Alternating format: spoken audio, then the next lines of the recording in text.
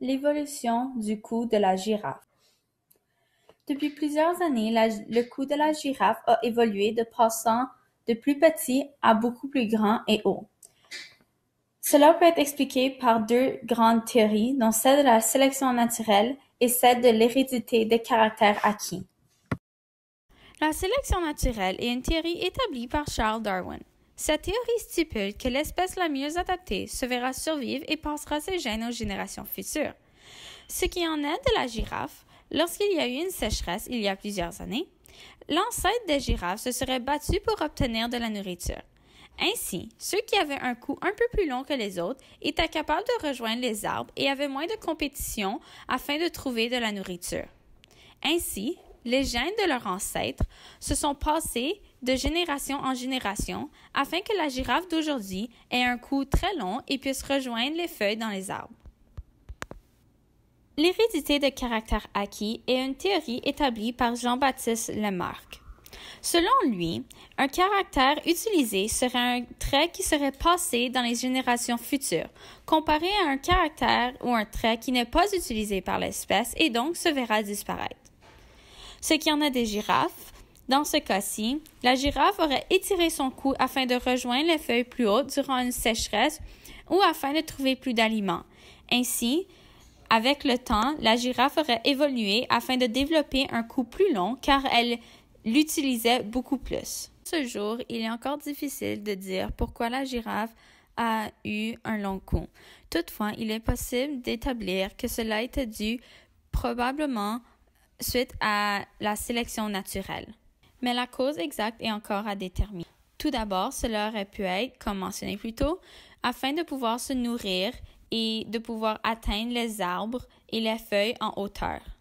Il se pourrait aussi que la girafe ait évolué d'un long cou afin qu'elle puisse voir au loin et puisse repérer ses prédateurs, les lions, de très loin et se préparer. Une troisième possibilité est celle reliée à la sélection sexuelle. Les girafes mâles utilisent leur cou afin de se combattre entre eux. La girafe aurait donc évolué avec un long cou grand et fort afin de pouvoir attirer les femelles. Certains disent aussi que l'évolution du cou de la girafe est reliée à leurs grandes jambes. Ils disent que leurs grandes jambes auraient évolué avant leur cou. Avec de grandes jambes, les girafes avaient besoin d'un plus long cou afin qu'elles puissent boire ou manger sur le sol, et un grand cou leur permettait aussi de pouvoir se lever beaucoup plus facilement. Une grande preuve d'évolution du cou de la girafe a été les archives géologiques. Grâce au squelette des ancêtres et de la girafe d'aujourd'hui, les scientifiques ont pu regarder au changement des os et plus principalement ceux de la colonne vertébrale. Ils ont pu remarquer que ceux-ci, avec le temps, avaient grossi et grandi. La girafe d'aujourd'hui n'a pas plus d'os dans la colonne vertébrale, mais ceux-ci sont plutôt beaucoup plus grands qu'avant. La mécanisme d'évolution qui a permis à la girafe d'évoluer est la sélection naturelle. Celle-ci a mis une pression sélective qui a poussé l'espèce avec un cou plus long à survivre, et donc ceux avec un cou plus petit sont disparus. Un autre mécanisme d'évolution est la sélection sexuelle. Chez les girafes mâles, la compétition entre deux mâles est faite pour impressionner les femelles. Afin de ce faire, ils se battent avec leur cou. Afin d'attirer la femelle, c'est souvent celui qui a le cou le plus grand et fort. Avec le temps, les girafes ont évolué afin d'avoir un cou plus grand et plus fort pour attirer les femelles. La girafe a plusieurs ancêtres qui sont complètement différents de celles d'aujourd'hui. Tout d'abord, 25 millions d'années passées, nous avions le Prodremotherium. 16 millions d'années passées, nous avons le Cantumérix et 7 millions d'années avant la girafe d'aujourd'hui, nous avons le Sameterium. Afin d'arriver à ce que nous avons aujourd'hui, la girafe a dû se spécialiser afin de devenir ce qu'elle est aujourd'hui. La spécialisation permet la formation d'une nouvelle espèce. Donc, ce qui est pour la girafe, l'ancêtre de celle-ci a dû subir des changements pour donner à la naissance à celle d'aujourd'hui, comme par exemple la couleur, la longueur des jambes et finalement la grandeur du cou afin de s'adapter à l'environnement dans lequel elle se retrouve présentement. L'image représente l'ancêtre et l'évolution de la girafe.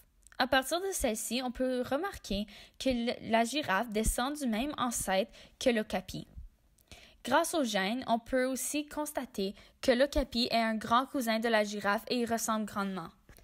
Malgré les rayures de l'okapi, qui ressemble beaucoup aux zèbres, l'okapi est beaucoup plus semblable à la girafe qu'aux zèbres.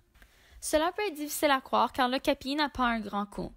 Toutefois, cela est car ils n'ont pas évolué dans le même environnement et donc l'okapi n'avait pas besoin d'un grand cou afin de survivre, comparativement à la girafe qui en avait besoin d'un afin de survivre et de se reproduire.